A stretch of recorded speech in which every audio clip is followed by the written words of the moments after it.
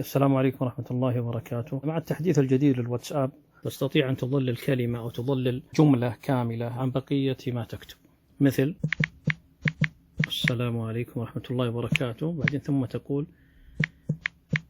أخي الكريم. لاحظ تتجه إلى جهة الأرقام هنا، ثم تضغط الأرقام أيضا اللي 1.2، ثم هنا في المنطقة هذه الإشارة في آخر الكلمة، وفي أول الكلمة تأتيك مظلة. أخي الكريم، سعدت بالتعرف عليك، ثم أرجو منك، نريد مثلا أرجو منك.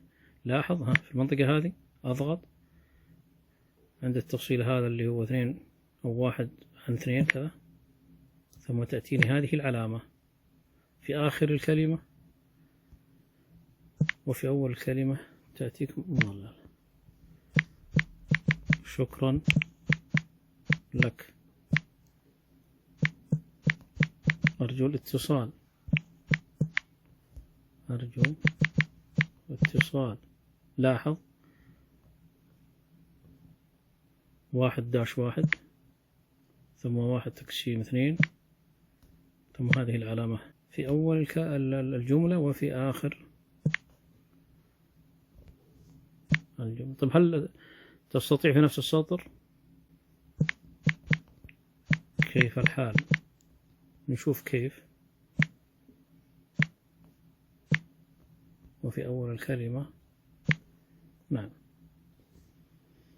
جميل جدا. حفظ الله الجميع وجعلكم الله مسددين، واعلموا أنكم محاسبون على كل كلمة تكتبونها أو تنشرونها في السوشيال ميديا، كتابة أو صوتا أو فيديو أو غيره.